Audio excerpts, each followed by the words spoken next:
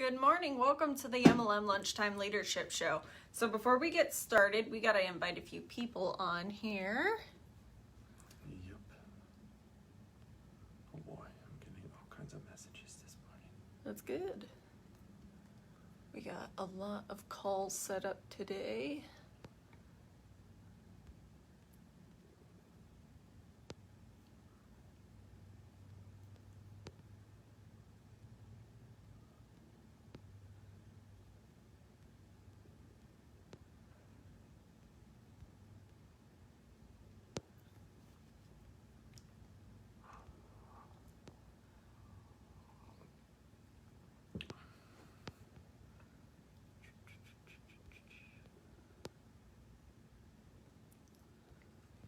Here we go, here we go.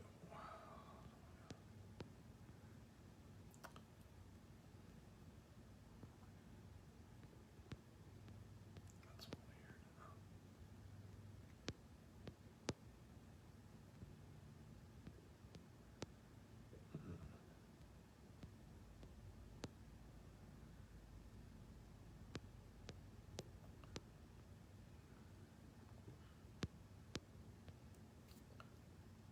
Alrighty. So as some of you may know, we are going over the book Failing Forward by John Maxwell.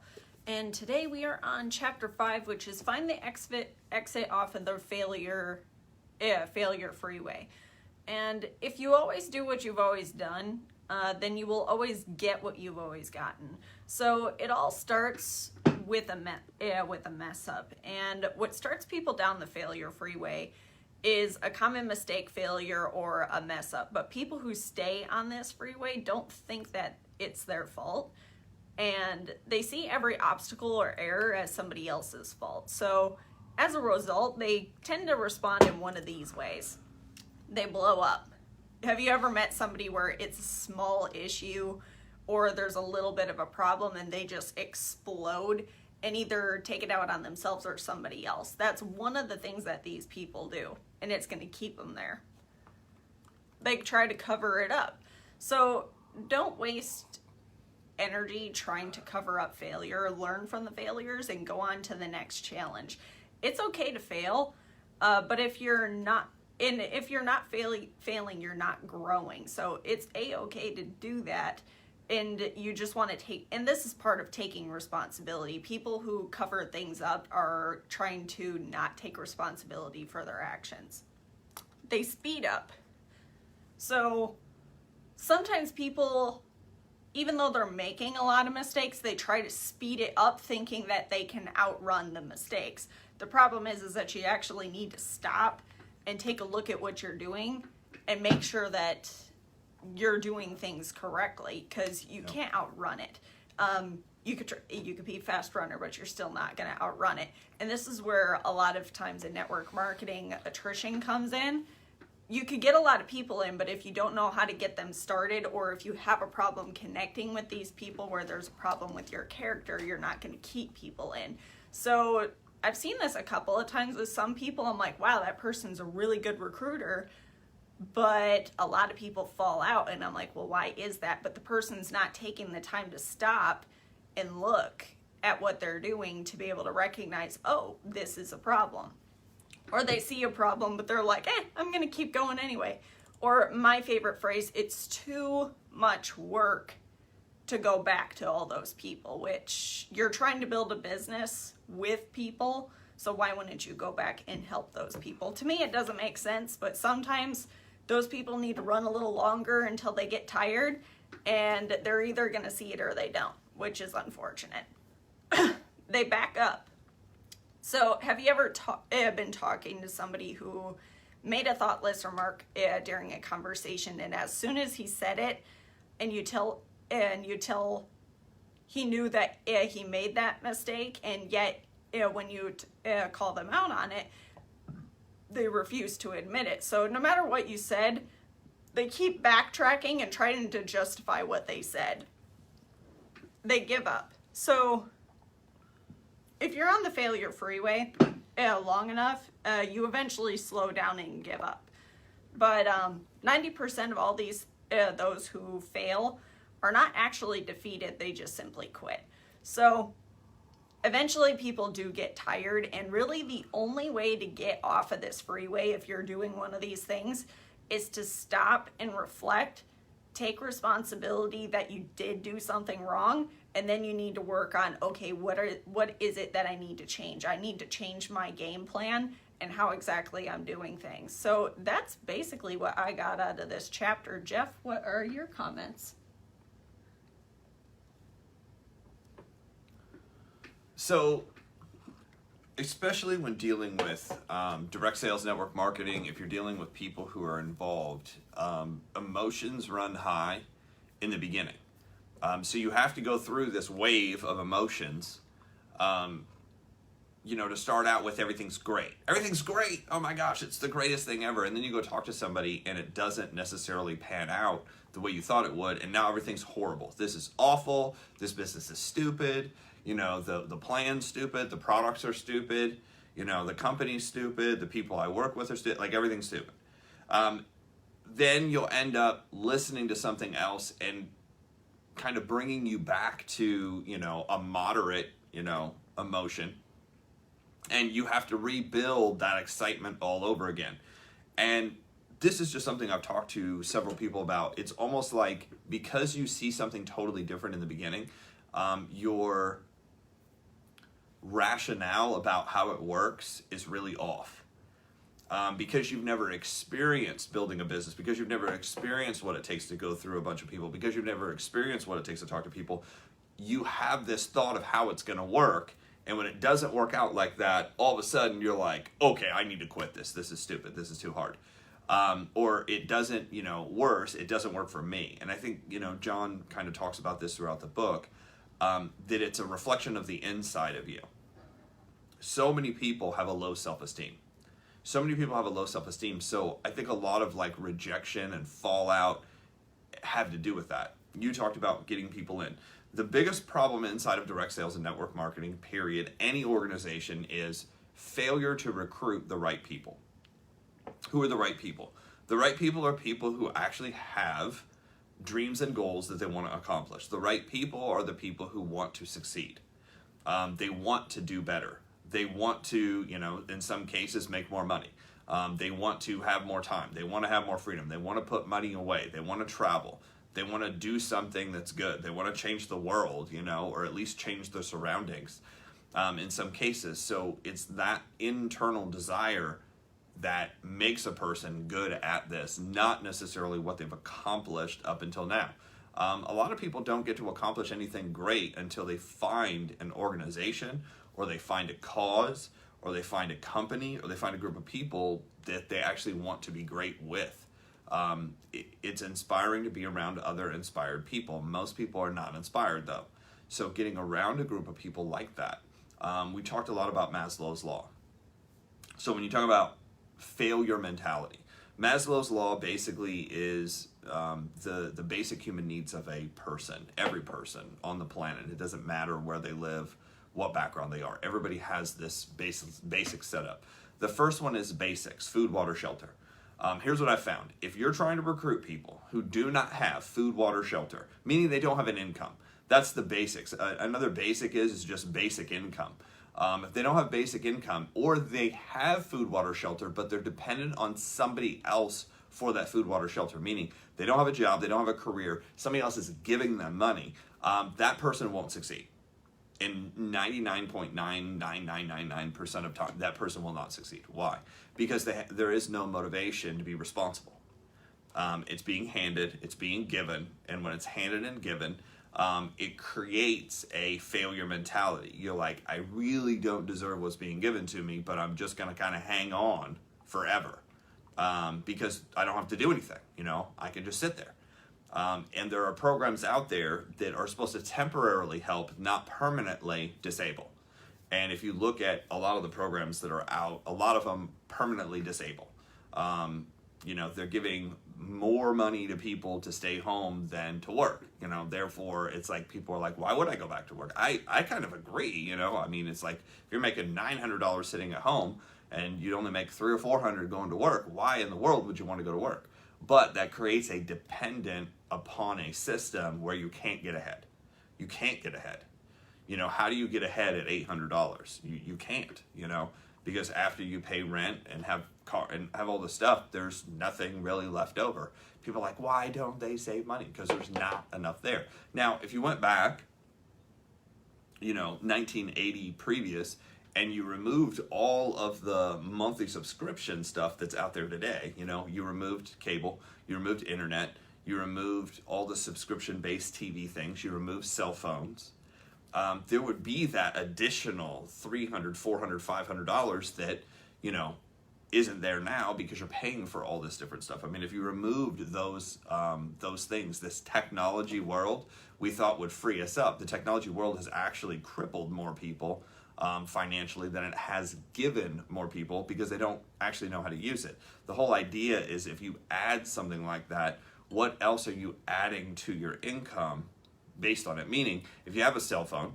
and you're paying $100 a month, how is that adding, you know, rule of thumb, make sure it's adding 90% of whatever it costs. So if it costs $100, you better be adding $900 to your income. How do you do that? Doug, what's going on? So how do you do that? You have to start something else. You have to build something else. You know, have your base income, but then build something aside from that to be able to get ahead. Most people fail to even recognize. So they talk about failing forward. Most people fail to recognize that there would be an opportunity to do something else. Why? Because most people's internal drive is entertainment, not education and getting ahead. Especially in the United States, but I've been outside of the United States, and there is definitely what's happening? There is definitely a ongoing trend around the world to basically entertain people to death. You know, that's kind of a phrase in the industry, entertain people to death, you know, laugh to death. I think there's two meanings. The first one is it's supposed to be that good for momentarily, but they're actually trying to trap people. Trap you into entertainment, trap you into not getting ahead. And, you know, you think, well, why would you want to do that? Well, you'd be the most likely person to pay into taxes and use all the services that they provide. And if you pay into taxes and use all the services they provide, here's what happens. You create a dependent society upon a small group of people. Instead of everybody independent and doing their own thing. It's kind of a different way to look at things. You know, some people view the world as one big piece of pie. And if you see people out there, and this is where the mentality of failing comes in, is you think limited. You know, everybody thinks, well, there's only one piece of pie, and if these people get a big piece, a lot of times people talk about finances like this. Well, if so-and-so makes this much money, there's not enough money for everybody else. Money is fake. Money is fake. Money is printed. It's fake. If they needed more, they just print more. They just did. They just printed like $6 trillion or something like that. And if they need more, they'll print more. So there is no such thing as not enough. You know, what is limited supply? Well, there's only so much land on Earth, and if these people get it, that's true, but Dubai started just building more land. You know, they just went into the ocean and were like, you know what, we're going to create an island. If you look at Dubai, there's 3 or 4 different areas that they've built. One is called the World, where they basically took the globe and put together countries on like a globe map, and then they put it in the ocean, and it's independent islands in the ocean. They also did the palms, the palm tree. That's a neighborhood. I think at one point there was like 25 or 35% of all the homes on that island were unoccupied. Unoccupied. Why? They got investors to pay for these $4 to $5 million homes that they built. Nobody lived there. It was just for show. It was a real estate investment. At the very end of the palms is Nassau, the really cool resort that probably has been closed over there. Because of what's going on with the virus, but there's a hotel there that has kind of like I can't remember what it's called. It's almost like the room is a bridge between 2 towers, but it's like 25,000 square feet. Comes with its own piano, its own butler. It's outrageous. Very cool. I believe it was like $100,000 a night or $100,000 a week. I can't remember which one it was. You know, very famous people have stayed there to overlook everything that's going on. So there isn't a lack of land, and there isn't a lack of money. We basically get to build more pies, if you want to call it, based on the technology that's available. So, you know, in 1970, 78, 79, there was an oil embargo, and we thought, oh my gosh, there's no more oil. And gas prices went up, and interest rates and everything fell apart. And we thought it was never going to happen. What did we do? Technology came along, and they created what? They created a drill that'll drill down a mile. All of a sudden, we found more oil. By the way, about 80% of the world's reserves in oil actually sit between the United States and Canada. It's underneath us. And we signed some treaty that we will not drill for it. It was signed just after World War II, so I'm not exactly sure who did that or why. But it seems like some backdoor, some kind of deal was cut with somebody that we're not going to actually use the stuff we have. We're going to use everybody else's. So I don't know how that works, but there isn't a lack of oil at all. But oil barrels dropped, right, in price because they used this idea that it's limited, or there's an excess of it. Right now there's an excess of it because they've been drilling and putting together all the barrels, and nobody used it because coronavirus and everything shut down. So barrels dropped. As we create more technology, stuff goes up.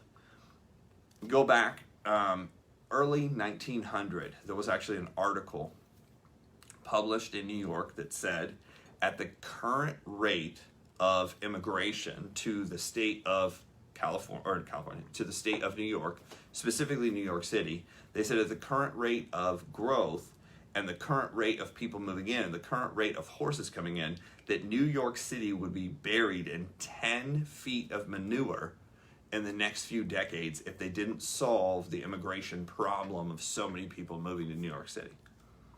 And if you've ever been there through some parts, you'd think that this actually happened and it's true because of the smell, but it's not. And I'm joking because I've got friends who live there, so I like to joke with them. What actually happened is right around 1920s, you know, the early teens, early 20s, Ford came out with an automobile, and here's what everybody said in the beginning. Oh, that'll never take off. Look at the articles about when he first started the automobile. They're like, it's ugly, it's this, you know, you have to pay to put stuff in it. Nobody's ever gonna do that. I can own a horse and have it out. And there was a guy who bought, you know, 1,000 horses right when the Model T car came out, you know, and the production line came out. And the guy who bought the 1,000 horses is like, that'll never take off. I'm good, no problem. That guy lost. Why? Because within the next 10 years, costs came down because they started making more of them, and more people had them. And all of a sudden, vehicles are there, and they kind of erase the need for that and also solve the problem. So technology solves a lot of problems. You know, everybody's like, well, there's not going to be enough cash and this, that, and the other thing, and now there's digital currency. Although I'm not here to promote digital currency, I'm not involved in digital currency like that. But it does exist, and they're working on figuring out the details of how that's going to work.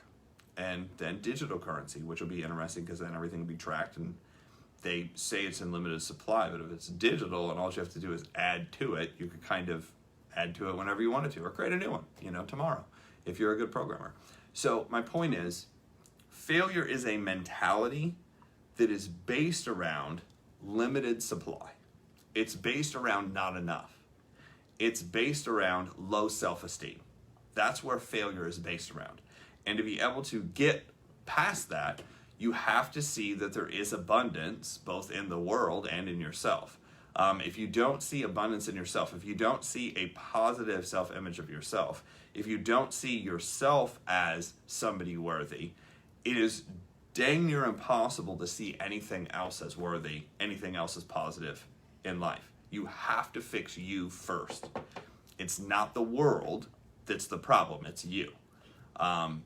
Obviously, there are people succeeding. Did you know there's people who succeeded during the coronavirus? Obviously, Perel did really well. Kleenex did really well. The mask companies did really well. There were certain companies that did really, really well. I think they said something like $125 billion was added to just the billionaire list. Mm-hmm. Certain people did really, really well during the virus. But in most people's mind, it wiped people out. In most people's mind, we made less. The money didn't go away. It just shifted hands. That's what happens. So you just want to be part of the solution instead of part of the problem. So it's really a mentality. That's kind of what I got out of this chapter and really the book in general. Failure is a mentality, not actually something that happens, meaning something permanent that happens. It's not a physical, it's a mental. So that's what I got for today. All right. Well, if you guys would like the notes for this chapter, I'm going to put a link in the comments below. And if you would like those, you could subscribe. And also, go follow us on YouTube. If you search MLM Lunchtime Leadership Show, you could go follow us there. Each one of these shows is going to be uploaded. So if there's a book, if you're just joining us and there's a book that we've gone over already that you would like to go back to, you could go watch those. So with that, that is it for today, and we will see you tomorrow.